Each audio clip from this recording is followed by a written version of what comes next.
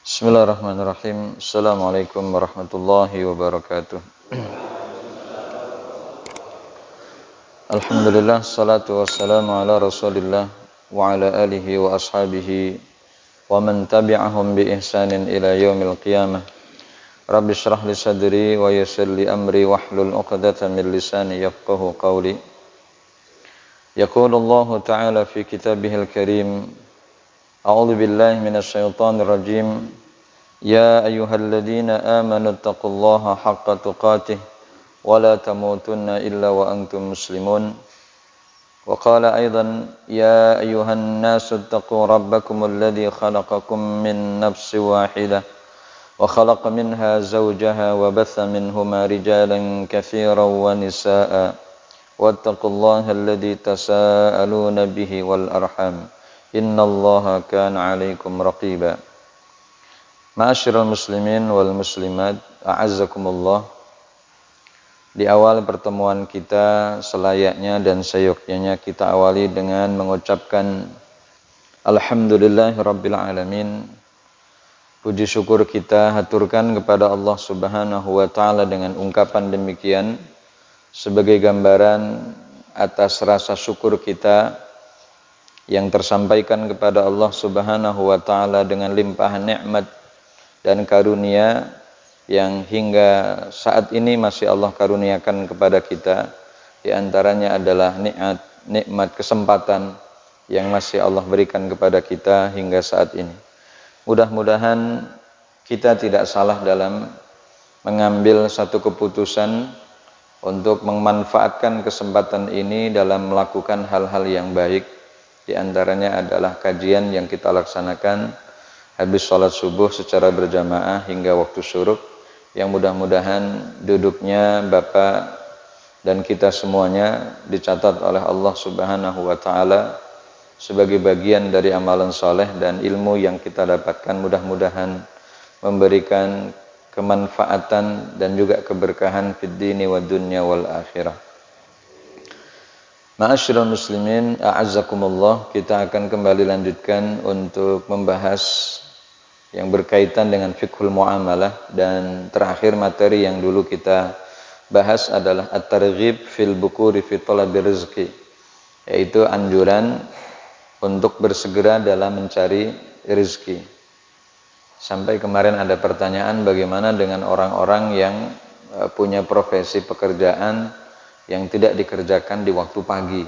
Apakah mereka masuk dalam hadis ini atau bukan? Karena mereka kerjanya malam hari, kayak satpam atau tenaga-tenaga kesehatan yang kebanyakan di antara mereka kerjanya sip-sipan. Kadang ketemu siang, kadang ketemu sore, kadang ketemu malam. Maka apakah kemudian mereka masuk dalam doa yang disampaikan oleh Rasulullah sallallahu alaihi wasallam, Allahumma barik li ummati fi bukuriha. Maka kata bukur itu dalam artian gasik, walaupun kata bukur tidak selalu identik dengan kata sobah yang artinya di waktu pagi. Gasik itu dalam artian tidak terlambat dalam menunaikan kewajibannya sesuai dengan jadwal yang sudah termaktub. Kemudian kita lanjutkan pembahasan itu untuk juga masih membahas masalah targhibat, yaitu tentang motivasi-motivasi yang disampaikan oleh Rasulullah sallallahu alaihi wasallam yang berkaitan tentang muamalah secara umum. Contoh seperti at-targhibu fil iktisadi fi talabir rizqi wal ma'isyah. Anjuran untuk bersahaja dalam mencari rizki dan penghidupan. Yang kita garis bawahi adalah ada pada kalimat al-iktisad. Sehingga kita dituntut untuk mendapatkan apa yang menjadi hak kita untuk kemudian dicari. Artinya kalau nggak dicari ya nggak dapat gitu. Walaupun soal rezeki memang bisa datang dengan berbagai sisi. Ada rezeki kalau memang sudah jatah yang sudah Allah tentukan buat kita, tanpa dicari pun akan datang. Tetapi memang ada jatah rezeki yang kalau nggak dicari nggak dapat, dan kalau nggak dicari ya nggak datang. Sehingga filosofi rezeki tentu banyak macam yang perlu kita pahami, sehingga apa yang disampaikan oleh Rasul sallallahu alaihi wasallam dengan riwayat Jabir, beliau bersabda, la tastabti'u ar-rizqa fa innahu lam yakun 'abdun liyamuta hatta yablugha akhira rizkin huwa lahu fa ajmilu fit talabi akhdil halal wa tarkil haram. Ini anjuran yang disampaikan oleh Rasulullah sallallahu alaihi wasallam. Jangan tergesa-gesa dalam mencari rezeki, karena seorang hamba itu tidak akan Allah matikan sampai ia sampai kepada akhir rezeki yang Allah berikan kepadanya. Jadi orang-orang yang sudah lewat, entah sebab karena penyakit biasa ataupun yang luar biasa seperti penyakit taun, yaitu corona yang nggak habis-habis, jenenge gonta-ganti terus. Sekarang ganti apa Pak? Delta ya. Besok ganti apa lagi itu nggak tahu. Greget ke pokoknya Pak. Memporak-porandakan semuanya. Sampai sholat di gang-gang ini kan, disilang-silang barang. Bulan kemarin itu masih ada karpetnya, sekarang karpet tinggal untuk imam aja ini. Aku mikir pun jenengan orang kademen gitu, makanya langge. Oh itu setuju dan setuju. Berarti formalitas saja. Ini memang saya ngelihat tadi jenengan ya serapat kan barisannya. Baik. Nah ini yang kemudian disampaikan oleh Rasulullah sallallahu alaihi wasallam. Nek golek rezeki iki enggak usah kesusu. Orang-orang yang kemudian masuk dalam perangkap setan dalam masalah kaitannya dengan rezeki itu akhirnya tidak lagi memperdulikan mana yang baik dan mana yang buruk, mana yang boleh, mana yang enggak. Sehingga nanti closing dari sabda Rasul itu akhdil halal wa tarkil haram.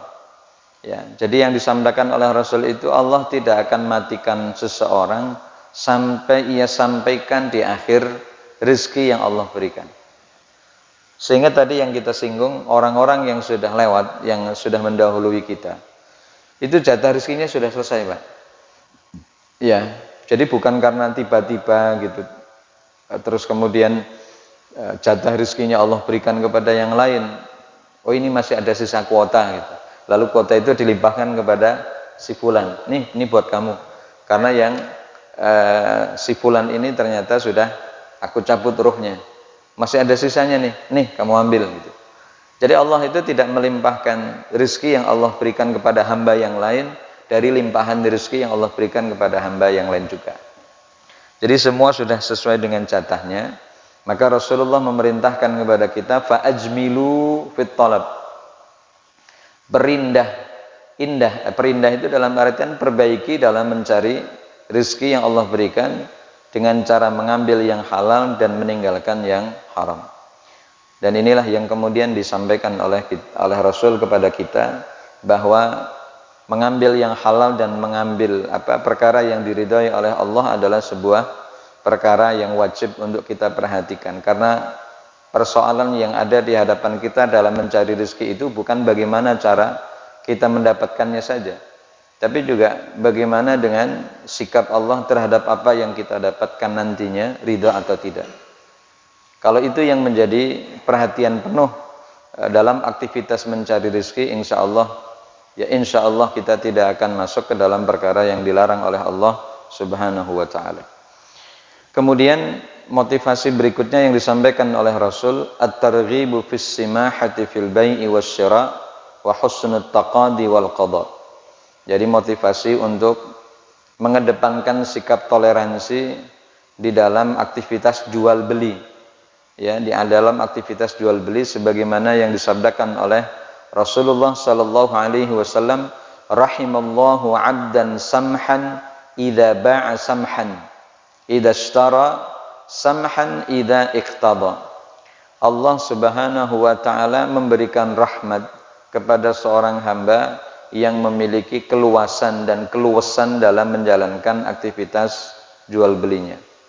Yang namanya toleransi itu berarti melonggarkan kebijakan yang sudah ia tetapkan demi menuju kemaslahatan yang tercapai. Jadi kan kadang ada pedagang yang terlalu saklek untuk menerapkan konsep hukum ekonomi yang dia terapkan karena ingin mendapatkan keuntungan yang banyak. Seperti misal begini, ada orang datang Mbak di warung makan kita, misal Bapak punya warung makan. Lalu kemudian orang itu ngomong, "Pak, saya mau beli nasi, tapi duitnya kurang. Kurangnya berapa?" Kan ditanya gitu, Pak, kurangnya berapa? Kalau 7.000 dapat apa? Ya sudah sedapatnya, kan gitu. Jangan saklek mengatakan dengan uang 7.000 kamu nggak dapat makan di sini, pergi sana. Itu kan berarti tidak ada toleransi. Tapi kalau kemudian pedagang yang arif itu bisa membaca situasi bahwa mungkin dia sudah seharian tidak makan. Dan uang 7.000 itu adalah uang yang ia hasilkan dari jerih payahnya seharian untuk bisa makan. Ternyata ditolak. Padahal kalau 7.000 itu dengan harga mahasiswa itu ya sudah dapat nasi sama sayur gitu ya. Terus ditambah lagi sodakohnya adalah telur, ayam, tongkol gitu. Wong jenenge sedekah loh Pak ya. Namanya sedekah kan berarti melebihkan apa yang lazimnya orang biasa berikan. Oh ya sudah, ini yang disebut kemudian toleransi, memberikan kelonggaran kebijakan. Seraya mengatakan sebetulnya tidak dapat Pak, tapi nggak apa-apa Bapak masuk aja. Ini yang kemudian rahimallahu 'abdan samhan idza ba'a samhan. Sehingga ketika kita menjadi seorang penjual itu bukan hanya sekedar menerapkan prinsip hukum ekonomi untung rugi, tetapi di sana juga ada nilai-nilai kemanusiaan yang juga kita wajib angkat, bahwa orang yang datang ke kita itu tidak serta-merta orang yang berduit, tidak serta-merta orang itu punya banyak uang. Adanya ya cuman segitu-gitunya, dan dia pengen apa yang dia inginkan dari warung makan kita, ya sudah, dengan uang yang itu mudah-mudahan Allah cukupkan rezeki kita dari tempat yang lain. Jadi seperti kayak subsidi silang gitu Pak. Kita mungkin dapat uang 7.000 dari orang yang tadi kita ceritakan, tapi Allah akan berikan uang yang lebih dari orang yang datang setelah itu. Karena orang yang datang ke rumah makan kita itu kan silih berganti. Sehingga inilah yang kemudian kita harapkan, mudah-mudahan transaksi saya dengan Allah lewat orang ini Allah ganjar dengan sesuatu yang lebih, dengan menghadirkan lebih banyak pelanggan. Dan ini yang menjadi prinsip, di mana prinsip hubungan yang dibangun oleh pedagang itu bukan hanya dengan penjual, tetapi hubungannya langsung dengan Allah Subhanahu wa Ta'ala. Sehingga ketika prinsip itu dijalankan, mungkin banyak orang yang bilang, apa nggak rugi Pak? Dengan telur kan sekarang nggak boleh 10.000. Memang. Tetapi mudah-mudahan beliau ngasih 7.000, yang 3.000 itu akan Allah berikan lewat orang lain. Jadi sandaran keyakinan itu yang kemudian kita sampaikan kepada Allah Subhanahu wa Ta'ala. Nah ini yang kemudian anjuran bagi kita untuk bisa menjalankan prinsip ekonomi, bukan hanya sekedar untung rugi secara materi yang didapatkan, tetapi keuntungan akhirat yang kemudian tidak kelihatan tapi terasa bagi orang-orang yang menjalankan prinsip ekonomi sesuai dengan keinginan hati nurani, bahwa ini wajib ditolong gitu ya, ini wajib ditolong. Kemudian yang ketiga, hadis yang juga kita dengar dari Rasul Shallallahu Alaihi Wasallam, anjuran bagi seorang pedagang itu untuk berlaku jujur dan kemudian memberikan warning, peringatan untuk tidak boleh melakukan dua hal, yaitu al-kadzib wal halaf. Kadzib itu berarti dusta, halaf itu berarti sumpah palsu. Ini wajib dihindari Pak. Sehingga dulu mungkin ya, saya sudah sampaikan atau belum, pedagang itu mestinya kursus dulu. Ya, kursus tingkat mahir bagaimana menjadi seorang pedagang yang sukses ya dalam konsep Islam. Mestinya kursus dhisik Pak. Sehingga ketika dia dagang, dia sudah tahu prinsip-prinsip dasar ekonomi Islam. Sehingga kalau dia dagang, betul-betul dagangnya itu bukan hanya sekedar pengen duit, bukan sekedar keuntungan yang dia dapatkan, tapi juga keberkahan. Karena keberkahan itu identik dengan kejujuran, identik dengan perkara yang ia jalankan sesuai dengan syariat. Maka di sini anjuran yang datang dari Rasul Shallallahu Alaihi Wasallam adalah anjuran untuk bersikap jujur dan peringatan untuk tidak boleh bersikap dusta dan bersumpah palsu. Ini kita dengar dari hadis yang diriwayatkan oleh Hakim bin Hazam ketika Rasulullah sallallahu alaihi wasallam bersabda, al-bai'ani bil khiyari ma lam yatafarraqa. Jadi ini nanti juga masuk ke dalam satu bab di dalam fikih kita, ya, fikih muamalah itu ada di dalam bab khiyar. Jadi khiyar itu pilihan yang lebih didominasi kepada penjual, kepada pembeli untuk melanjutkan perniagaannya atau membatalkannya. Jadi misal beli barang, lalu kemudian barang itu akan disepakati antara kedua belah pihak apakah boleh dikembalikan atau tidak kalau ada cacat, ya, atau tiba-tiba membatalkan tanpa ada keinginan, walaupun mungkin barangnya bagus tapi tiba-tiba ingin membatalkan akad tersebut karena ingin cari di tempat lain. Ini yang namanya khiyar. Jadi khiyar itu nanti akan dibagi dua, ada khiyar majlis dan ada khiyar zamani ataupun khiyar waktu. Sehingga kan kadang ada tulisan di toko-toko itu ya, bahwa penukaran barang maksimal 3 hari dari hari pembelian dengan catatan pertama segel belum rusak, gitu ya. Ya, yang kedua belum dipakai. Kalau sudah dipakai kan ketahuan dari mana, dari baunya. Itu. Nah, ini yang kemudian menjadi persyaratan-persyaratan yang diperlakukan oleh toko, boleh dibalikin tapi dengan ketentuan yang Anda harus sepakat. Boleh Pak, nggak apa-apa, balikin ke sini. Misal ukuran kaos oblong perkiraan kita itu 34 gitu ya. Tapi begitu kita pesan yang 34 ternyata badan kita itu tidak seperti 2 bulan yang lalu. Ternyata sudah melar dan mekar. Gitu. Ternyata tidak cukup. Gitu ya. Tapi karena memang baru dicoba terus kemudian sesek begitu ya, sempit, lepas lagi dan ditukar kembali. Tapi segelnya belum rusak. Akhirnya si penjual ridho, tidak apa-apa. Plastiknya masih bagus, kemudian dalamannya juga masih bagus, maka dibalikan lagi. Atau diambil dengan warna apa, dengan ukuran yang lain. Itu namanya khiyar. Ya, nanti kita akan bahas secara lebih detail tentang masalah itu. Maka Rasulullah sallallahu alaihi wasallam mengatakan al-bai'an. Bai'an itu berarti 2 orang, penjual dan pembeli, bil khiyar, diberikan pilihan untuk melanjutkan atau membatalkan. Malam yatafarraqa, sebelum mereka dua-duanya berpisah. Ini berarti khiyar makani, yaitu pilihan untuk lanjut atau tidak semasa ketika mereka masih berada di tempat itu. Ya, kalau artinya kalau sudah pisah, keluar dari toko itu, khiyar ini menjadi batal. Artinya pembeli sudah ridho terhadap apa yang dibeli. Sehingga kalau ada komplain, maka penjual tidak bisa disalahkan. Loh, Bapak kan sudah bayar. Ini duitnya, ini kwitansinya. Kenapa kok begitu keluar dari toko saya kok ingin membatalkan? Kalau sudah ada perselisihan seperti itu, maka yang dimenangkan dalam Islam adalah mereka si penjual. Ini yang namanya khiyar makan. Baik, nggih, jazakallahu khair.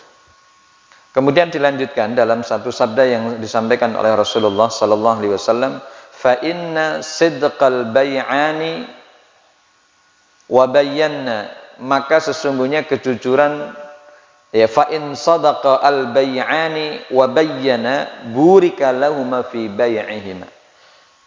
Sehingga andai kata dua-duanya jujur dan kemudian juga bisa menjelaskan sejelas-jelasnya barang yang dibelinya atau barang yang dijualnya, maka Allah akan memberikan keberkahan terhadap jual beli mereka.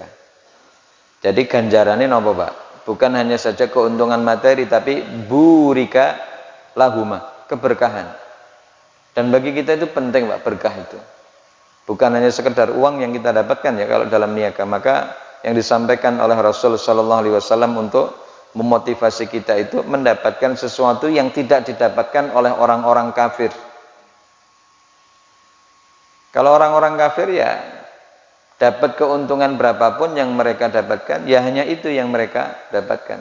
Tapi bagi orang mukmin, ₹1, ₹2 keuntungan yang didapatkan, kalau dijalankan dengan benar, itu akan dapat nilai plus dari Allah, berupa keberkahan dari harta yang dititipkan. Dan bagi kita itu penting banget, Pak. Berkah itu penting. Kenapa? Karena berkah itu adalah kaitannya dengan intensitas ibadah kita kepada Allah yang dikaitkan dengan apa yang kita makan. Itu berkah. Maka definisi dari berkah itu adalah kullama tazdadul amwalu fatazdadu at-ta'atu. Ketika harta itu bertambah, maka bertambah pula ketaatan. Itu namanya harta yang dimiliki oleh seseorang adalah berkah. Tapi kalau semakin harta bertambah, semakin sibuk ngurusin harta, lalu di saat yang bersamaan ibadahnya nyusut, kualitasnya nurun seiring dengan kuantitasnya, maka keberkahan itu akan ditarik oleh Allah. Seperti keberkahan yang ditarik oleh Allah dalam perniagaan yang dijalankan oleh Tha'labah. Tha'labah dulu orang tidak punya apa-apa, orang miskin. Dan ketika dia miskin, di zaman Rasul, solehnya minta ampun. Walaupun baju hanya satu gantian dengan istrinya, tetapi sholat 5 waktunya berjamaah dengan Rasul tidak pernah telat. Selalu on time. Walaupun bajunya harus gantian dengan istrinya, tapi tidak pernah dia masbuk. Tapi seiring berjalan waktu, ketika dia minta kepada Rasul agar Rasul mendoakan Tha'labah supaya kambing-kambingnya itu bisa bertambah dan menjadi bertambah banyak, dan ternyata Rasul Shallallahu Alaihi Wasallam mengabulkan permohonan itu dan Allah mengijabah doa Nabi karena ia tidak mampu mempertahankan kualitas imannya. Dia sibuk ngurusin ternak kambingnya, sehingga pada akhirnya apa yang dulu pernah ia lakukan saat ketika dia miskin tidak bisa ia lakukan saat ketika dia sudah menjadi kaya. Perbandingan itu mencolok, Pak. Ya, perbandingan itu nampak. Dulu waktu miskin sergap banget gitu, rajin banget. Begitu kaya kok beda. Semestinya kan tidak berbeda, bahkan bisa bertambah mestinya. Ketika tidak ada perbedaan di antara keduanya, ini berarti keberkahan menyertai. Tapi kalau kemudian harta bertambah, tapi kok ketaatan berkurang, ini berarti indikasi dari keberkahan harta yang kita miliki itu tidak maksimal. Ini berarti ada cara yang salah. Ada cara yang mungkin kurang tepat, yang tidak sesuai dengan syariat, sehingga Allah tidak ridho atau kurang berkenan terhadap apa yang kita jalankan. Sehingga yang disampaikan oleh Rasul dalam lanjutan hadis Hakim bin Hazam ini, wa in katama wa kadzaba fa'asa an yuriha wa asa an yarbaha ribhan yamhaqa barakati bai'ihima. Maka Rasulullah mengatakan, jika dua-duanya menyembunyikan dan berdusta kedua-duanya, maka mudah-mudahan andai kata mereka mendapatkan keuntungan, mereka akan diberikan apa yang disebut dengan Allah akan lebur keberkahannya. Jadi keberkahannya dilebur, dalam artian tidak akan Allah berikan. Sehingga inilah yang disampaikan oleh Rasul agar kita berhati-hati dalam menjalankan aktivitas niaga kita. Sehingga motivasi yang kita inginkan dalam perniagaan itu adalah ingin mendapatkan keberkahan. Mudah-mudahan dengan motivasi itu apa yang kita jalankan semuanya transaksinya karena Allah Subhanahu wa taala. Kemudian selanjutnya motivasi yang ada di dalam Islam berkaitan dengan fikih muamalah yang kita pelajari, at-targhibu fi kitabatid dain. Anjuran untuk nulis utang. Dianjurkan, Mbak. Wa miqdarid dain al-muajjal, dan juga menentukan hutang yang kemudian dibayarkan kemudian.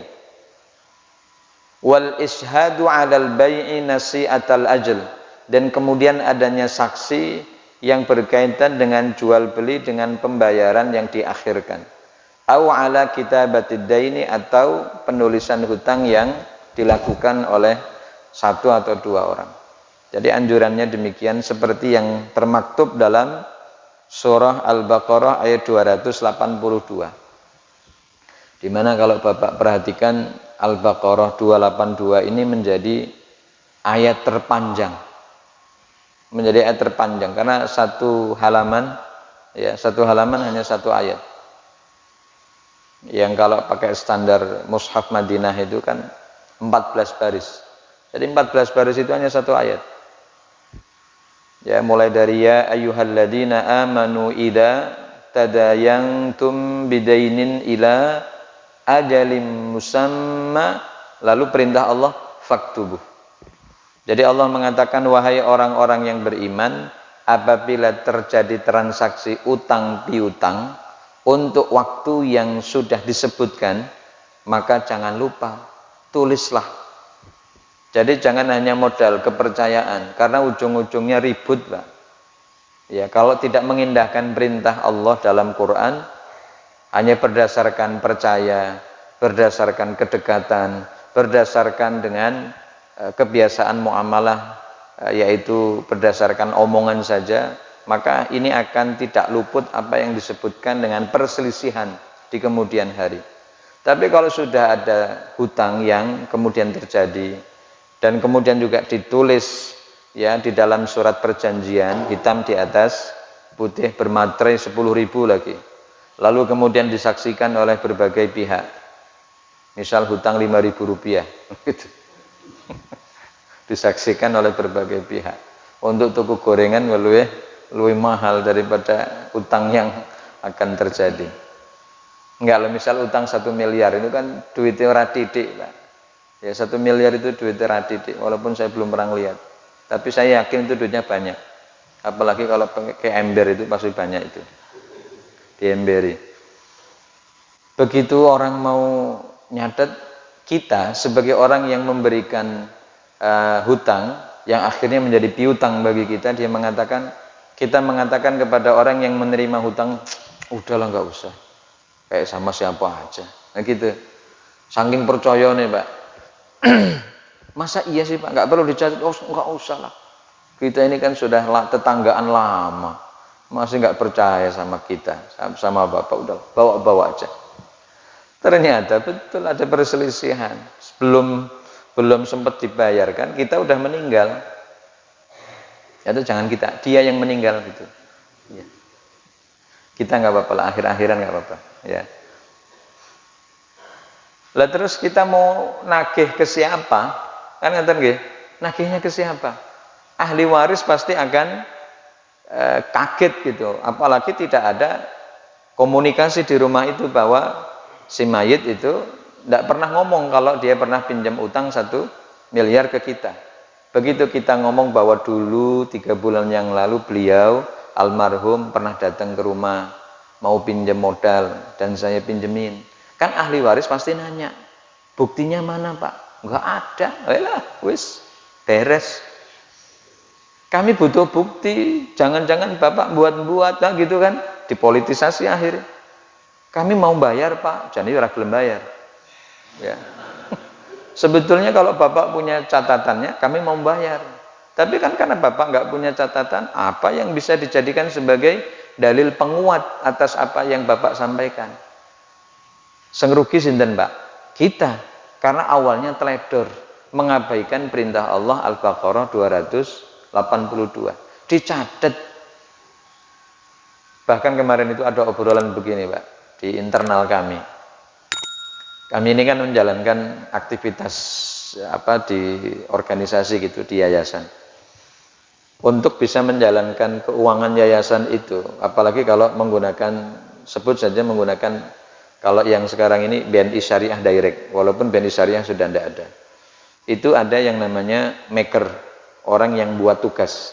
Jadi kalau ada unit yang minta uang untuk pelaksanaan kegiatan, lewatnya maker ini. Maker ini buat tugas bahwa akan ada pengajuan 12 juta untuk penyelenggaraan program yang ada di unit ini di bulan Agustus. Clear. Dibuat 12 juta maker, lalu dikirim ke rekening unit. Nah, setelah maker buat, dilanjutkan ke approval. Approve ini adalah tugasnya untuk melanjutkan tugas dari yang pertama. Dia pakai token gitu ya, alat kecil. Setelah approval selesai, baru dilanjutkan yang terakhir yaitu rilis, yang disebut dengan releaser.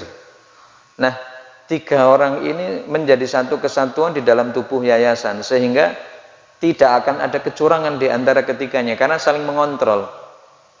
Sehingga kalau maker buat sesuatu yang aneh-aneh akan dicegat oleh approval. Loh, ini kok ada transaksi yang kemudian tidak diarahkan ke keuangan yayasan, tapi misal untuk kepentingan pribadi, pasti akan ketahuan. Nah, tetapi yang saya sampaikan ke jenengan bukan itunya. Tetapi kemarin ada obrolan begini, Ustaz, kita ini kan nggak tahu dengan umur kita masing-masing.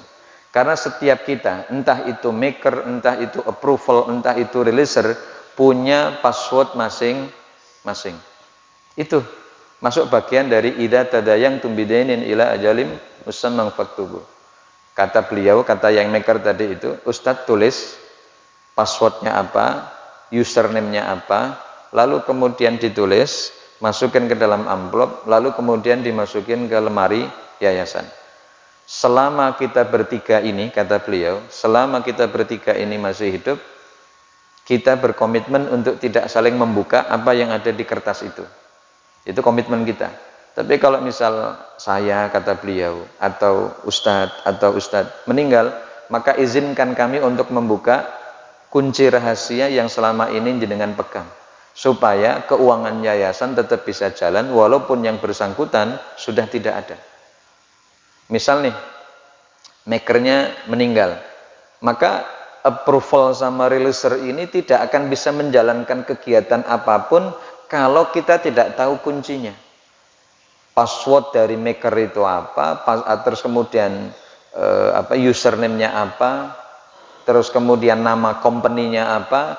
Begitu kita tahu tiga hal ini yang sudah ditulis oleh si maker tadi itu di dalam sebuah kertas, walaupun beliau sudah tidak ada, kita bisa menjalankan tugas sebagaimana beliau masih hidup.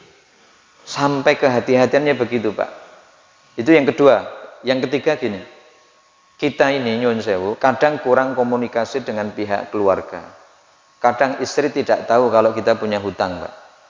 Maka untuk transparansi masalah keuangan yang ada di dalam keluarga, sebaiknya kita juga menulis seluruh utang piutang, bukan saja hutang, tapi piutang orang yang kemudian tertanggung yang belum terbayarkan. Itu kan jadi piutang kita. Entah dengan perjanjian setahun lagi, 2 tahun lagi, piutang itu akan kembali, kan kita tidak tahu. Tapi kalau semua sudah ditulis bahwa saya pernah punya hutang kepada si A sekian kan. Terus piutang si B, ya, si C, si D kepada saya itu sekian dan akan dibalikan dalam kurun waktu bulan tertentu. Begitu ini ditulis dalam buku harian yang juga istri tahu, ya, lalu kemudian kok qadarullah kita meninggal, maka keluarga tidak akan bingung. Tidak mengandalkan orang datang, Pak. Ya kalau orang itu datang, kalau nggak datang, kan ini akan menjadi persoalan yang tertangguhkan hisabnya ketika kita berada di hari yaumul kiamah. Sebab karena utang belum terbayar. Sampai Rasul Shallallahu Alaihi Wasallam mengatakan, kan saya juga nggak mau nyolatin tuh jenazah. Kenapa ya Rasul? Masih punya utang dia. Maka sampai ada sahabat yang kemudian maju ke depan, ana dhaminun alaihi ya Rasul. Saya yang akan nanggung hutangnya ya Rasul. Rasul baru nyolati. Di dunia saja sudah ada perlakuan demikian, apalagi nanti di akhirat begitu. Karena ini jangan sampai menjadi penyekat dari balasan amal soleh yang mestinya bisa kita terima, dan itu terganjal sebab karena hutang yang belum terbayarkan. Sehingga ini bukan persoalan yang remeh dalam Islam. Hutang piutang itu menjadi persoalan yang penting untuk kemudian menjadi agenda besar kalau kita sudah melakukan hal itu. Walaupun ini bukan termasuk jual beli, Pak. Bukan, utang piutang itu bukan jual beli. Kenapa? Karena tidak ada keuntungan. Itu yang harus dicatat. Ya, utang piutang itu bukan termasuk dari hukum jual beli. Karena yang namanya jual beli pasti identik dengan untung rugi. Orang kalau ngutangin itu nggak ada keuntungan. 1 juta yang balik 1 juta, 2 juta yang balik 2 juta. Keuntungan yang ia dapatkan hanya satu, yaitu keuntungan ukhrawi. Mudah-mudahan Allah tambahkan berkah dari proses transaksi utang piutang tadi itu. Maka kenapa Rasul dalam hadis yang disampaikannya adalah kullu qardin jarra bihi naf'an fahuwa riba. Setiap hutang yang ditarik manfaat itu namanya riba, Pak. Karena utang piutang itu hukum asas dasarnya adalah tolong menolong. Lalu bagaimana tolong menolong ujungnya malah mendong? Ujung-ujungnya Allah memanfaatkan untuk mengambil keuntungan dari sisi materi. Ini berarti keuntungan yang akan justru menarik keberkahan dari harta itu. Orang bisa kaya dari hutang, wis positif Pak. Dia nggak akan dapat keberkahan dari Allah Subhanahu wa taala. Dengan cara rentenir tadi itu ya, nganaki duit Pak. Nganaki duit itu ya bukan hanya saja nganak gitu, tapi ya membuat cucungnya, membuat buyutnya, membuat canggihnya, sehingga utang 1 juta bisa jadi 10 juta. Dan parahnya lagi si perempuan itu, ini dalam satu kasus, perempuan itu nggak ngomong sama suaminya. Begitu utangnya gunung, bingung Pak. Suaminya kan nggak tahu dari awal bahwa dia pernah pinjam duit ke rentenir 1 juta rupiah, tapi karena nggak tertib bayar, akhirnya selama kurang lebih waktu tertentu dia telah bayar itu bukan pokoknya, tapi justru yang dibayar itu adalah buyutnya, canggihnya, cucungnya gitu. Yang pokoknya malah belum. Sehingga saya dari 1 juta itu muncul sekian persen sampai 10 juta. Karena saking wedine akhirnya kendat. Tahu kendat? Bunuh diri. Ya, supaya pikir dia supaya masalah ini selesai, saya nggak diburu-buru sama rentenir dan nggak dimarahin sama suami, mendingan mati aja lah. Akhirnya bunuh diri. Ya, setelah dia bunuh diri dikejar-kejar juga sama malaikat. Ya, akhirnya nggak selesai juga masalahnya kan, karena caranya juga bukan dengan cara yang elegan. Ini yang pertama kita dapati dari hadis Rasul. Yang pertama itu dari kaitan motivasi untuk tidak boleh luput bayar transaksi utang piutang itu untuk ditulis, ya. Jangan gampangi perkara, Pak. Walaupun sudah dekat, itu saudara kita, ya, ataupun mungkin itu tetangga kita. Masalah transaksi ya transaksi, ya, untuk kemudian kita amalkan. Kalau kemudian ada orang yang kemudian juga menolak, Bapak ini loh kayak sama siapa aja, masa kayak gitu aja ditulis-tulis. Jawaban kita, Pak, mohon maaf Pak, kita hanya ingin mengamalkan apa yang Allah sampaikan dalam Al-Baqarah 282. Saya tidak tahu apa yang terjadi dengan saya, jenengan juga tidak tahu terjadi dengan jenengan. Surat yang akan kita buat inilah yang akan menyelamatkan kita berdua. Itu yang harus kita bangun kalau ada orang yang belum ngerti. Kenapa pentingnya untuk menulis surat perjanjian utang piutang itu? Tujuannya adalah untuk menyelamatkan kita berdua. Sama seperti orang yang ditagih hutang, Mbak. Sebetulnya tidak perlu marah, mestinya berterima kasih. Kalau ada duit ya silahkan dibayarkan. Kalau memang belum ada duit, saat ketika kita diingatkan ya ngomong. Jangan malah mencak-mencak, ngomong misuh, marah-marah, bawa golok, ngejak, berantem. Ya, lucu, aneh. Orang dia yang punya utang malah dia yang marah-marah. Kan kebanyakan ya. Kebanyakan orang kalau ditagih hutang itu marah-marah. Orang terima. Gitu ya. Pak, sudah waktunya bayar. Iya. Saya kalau sudah waktunya juga saya akan bayar. Kenapa sampai hari ini belum? Ya karena memang saya nggak ada duit. Kamu, wah gitu kan.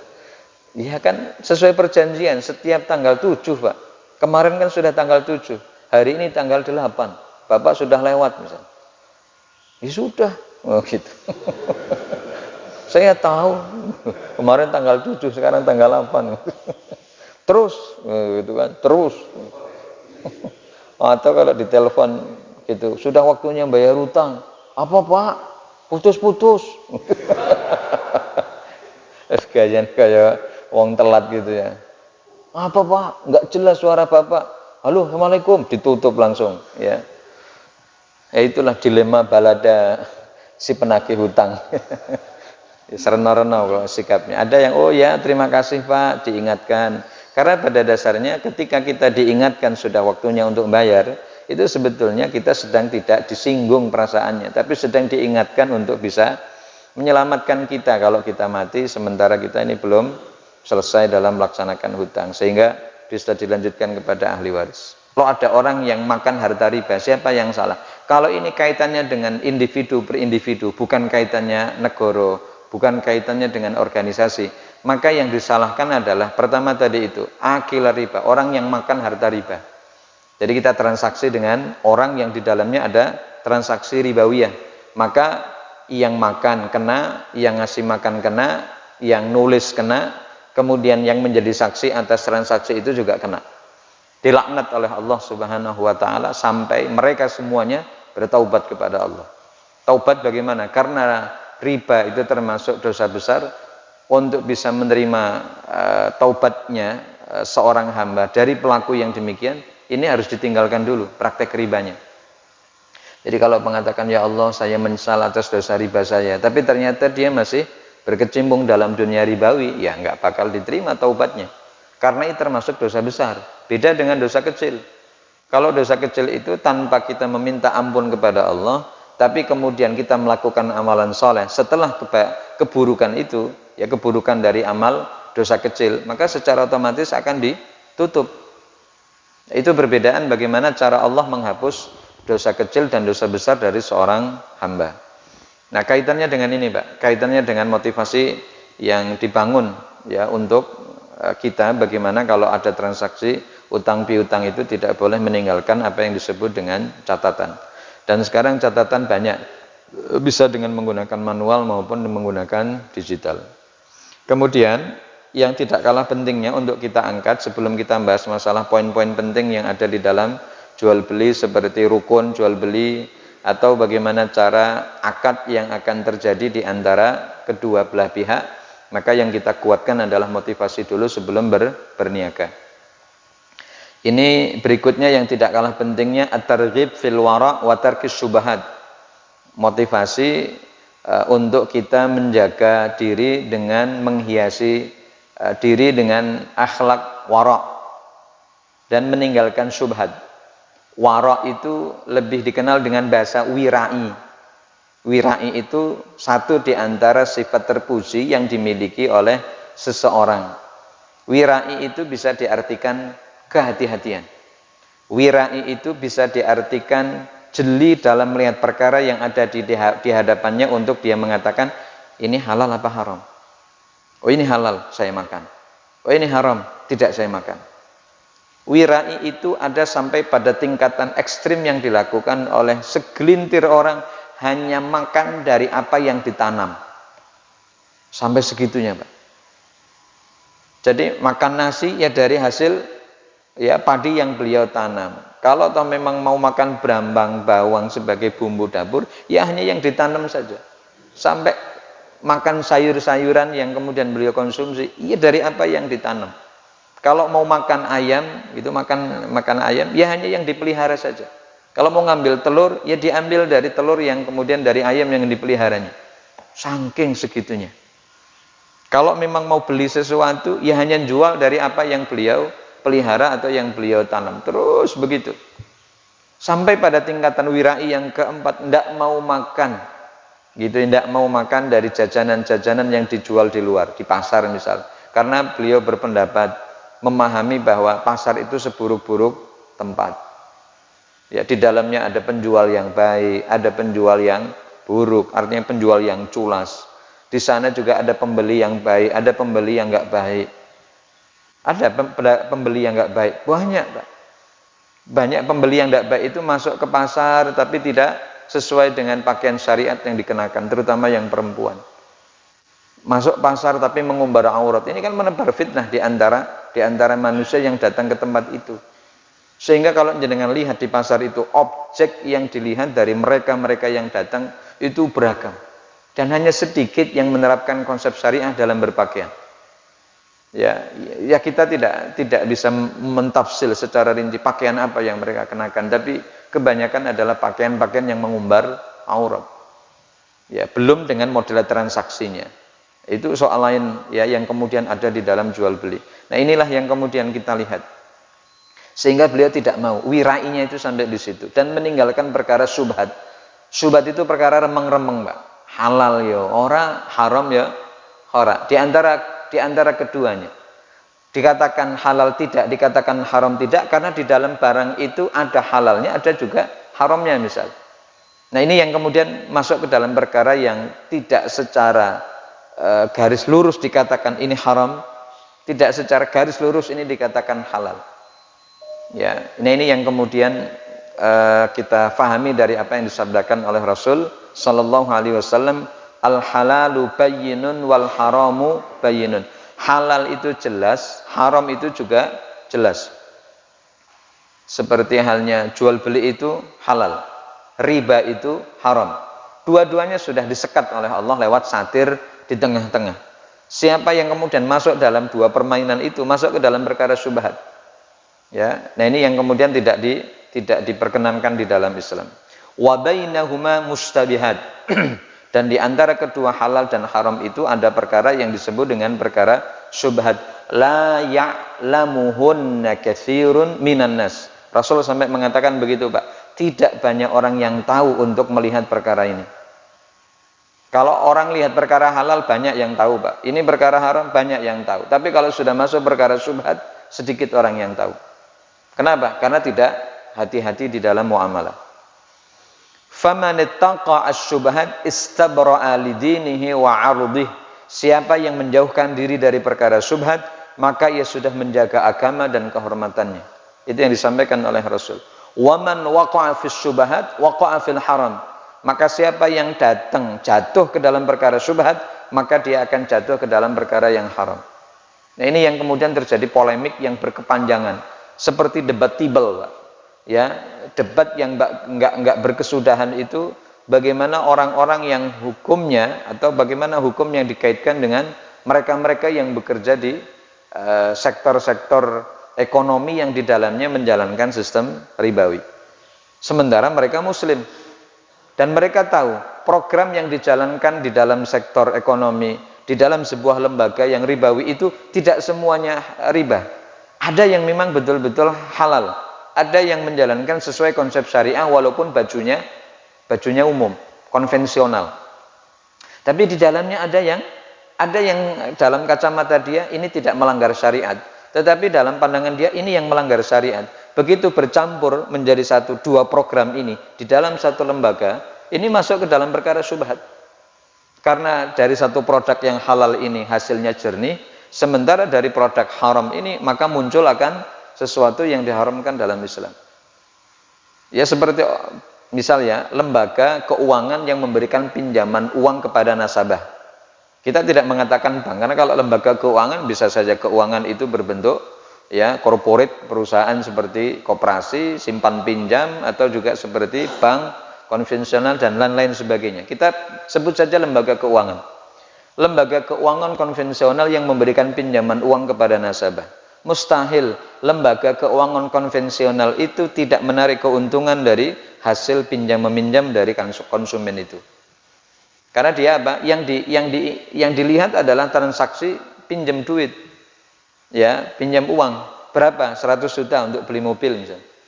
Begitu 100 juta dia ambil dari lembaga keuangan itu, seret begitu, dengan akad perjanjian yang sudah jelas lewat surat perjanjian yang diikat lewat pasal-pasal yang sudah dibacakan kepada konsumen dan konsumen menerimanya, maka at-taradi, ridho sama ridho di antara penjual dan pembeli dalam transaksi seperti ini tetap tidak sah karena melanggar aturan syariat. Sudah ridho sama ridho kok, Pak. Saya suka, dia suka. Kalau itu yang kemudian menjadi aturan bahwa ridho sama ridho menjadikan kehalalan dari sebuah transaksi jual beli, maka orang yang melakukan praktek perzinahan pun juga dilakukan dengan cara ridho sama ridho. Apakah dengan praktek ridho suka sama suka zina menjadi halal? Kan tidak. Seperti PSK yang dibayar, kan ngeten Pak ya? PSK yang dibayar berapa sekali transaksi? 300.000 Pak. Nih duit 300.000, ayo jalan. Seperti itu, kayak orang jual beli. Saya ridho ngasih uang 300.000, dia ridho untuk memberikan pelayanan. Apakah pelayanan yang diberikan dengan uang yang kita berikan lalu ketemu dalam satu jalan bahwa ini halal? Tentu enggak. Ridho sama ridho itu dengan ketentuan bahwa ini sesuai dengan syariat. Kalau tidak sesuai syariat, apapun yang dijalankan oleh manusia walaupun ridho tetap batil hukumnya. Nah ini yang kemudian juga terjadi dengan lembaga keuangan ya, dengan sistem konvensional tadi itu. 100 juta, tapi pada akhirnya balik 120 juta. 20 juta dari kelebihan 100 itu tidak kita pungkiri itu yang kemudian disebut dengan bunga. Ya, sebut dari bunga. Kenapa berbunga? Ya karena memang hasilnya berkembang dari 100 jadi 20, ya 120. Maka 20 juta ini disebut sebagai bunga di dalam hasil pinjam meminjam itu. Apakah tidak kita katakan bahwa ini adalah perkara yang masuk dalam bab riba? Iya. Maka masuk dalam hadis tadi itu. Allah melaknat orang yang makan, yang ngasih makan, yang nulis sama yang memberi saksi. Memang berat, Pak. Sehingga dalam konsep syariah itu yang perlu dirubah itu bukan uangnya, tetapi akadnya. Bagaimana bisa menjadi halal, itu yang perlu kita pelajari. Karena ternyata akad merubah segalanya. Uang 100 juta tadi itu bisa menjadi halal, tapi dengan catatan berubah menjadi akad. Gitu ya. Akadnya dirubah. Saya nggak pinjam duit, Pak. Saya beli barang. Nah, itu halal. Siapa yang beliin? Ya bapak lah, bapak yang punya duit. Gitu ya. Silakan belikan mobil, spesifikasinya ini, mereknya ini, ya. Terus kemudian tahun sekian keluarannya, tolong dibelikan. Kalau barang sudah ada, saya akan transaksi dengan bapak. Ini barangnya, baru kemudian transaksi jual beli dengan model pembayaran berjangka, yaitu dengan model kredit. Nah kalau sudah seperti itu, halal hukumnya. Walaupun mungkin dalam catatan-catatan di dalam syariat, bagaimana al-bai' bitaksid kalau dalam hukum fikih itu, yaitu jual beli kredit, itu harus dibingkai juga dengan bingkai syariat, tidak dengan cara yang barbar gitu ya, dengan tidak cara yang ngawur, bahwa jual beli sistem kredit itu bukan berarti semau orang menjalankan prinsip ekonomi dalam hal seperti itu, tapi tetap harus dijalankan dengan sistem syariat. Misal tidak boleh ada denda, tidak boleh ada penalti, dan juga tidak boleh ada sistem sita ketika ada kredit macet yang terjadi, yang dilakukan oleh konsumen. Mungkin rezekinya nggak lancar, lalu mau bayar nggak bisa, ya harus diberikan kelonggaran. Nah prinsip-prinsip ekonomi syariah itu harus masuk ke situ. Kalau tidak, berarti jual beli kredit yang demikian hukumnya haram. Jadi fikih itu mengatakan jual beli kredit itu boleh, tapi dengan catatan. Dengan catatan. Catatannya itu banyak. Kalau selama catatan itu ada dan ditaati dan dipatuhi, maka para ulama mengatakan bi anna dzalikal bai'a jaizun. Jual beli model seperti itu boleh, tapi dengan catatan. Karena kalau jual beli masalah kredit itu kan ada dua hukum, Pak. Ada yang mengatakan tidak boleh, ada yang mengatakan boleh. Nanti kita bahas masalah itu. Ya, siapa yang mengatakan tidak boleh, lalu ilah alasannya itu disandarkan kemana? Sampai kemudian mengatakan jual beli kredit itu hukumnya haram. Tapi ada juga yang mengatakan halal dengan dalil yang jauh lebih kuat dibandingkan dengan pendapat yang pertama. Ini secara umum, prolog ya yang saya sampaikan, bahwa pembahasan kita itu sampai ke situ nantinya. Bagaimana jual beli kredit itu boleh atau tidak boleh dalam pandangan syariat, tentu juga berdasarkan dengan argumen masing-masing yang dikemukakan oleh para ulama. Karena tadi sudah bunyi pesawat untuk segera berangkat, ya, ting tong tadi gitu ya, siap-siap untuk sholat isyraq. Mudah-mudahan apa yang kita bahas berkaitan tentang targhibat, yaitu motivasi-motivasi dengan literasi yang kita dapati dari Quran dan Sunnah, mudah-mudahan menjadikan kita orang-orang yang paham dengan sistem muamalah yang dijalankan di dalam Islam. Mari bersama-sama kita tutup dengan doa kafaratul majlis. Subhanakallahumma wa bihamdik, asyhadu an la ilaha illa anta astaghfiruka wa atubu ilaik. Assalamualaikum warahmatullahi wabarakatuh.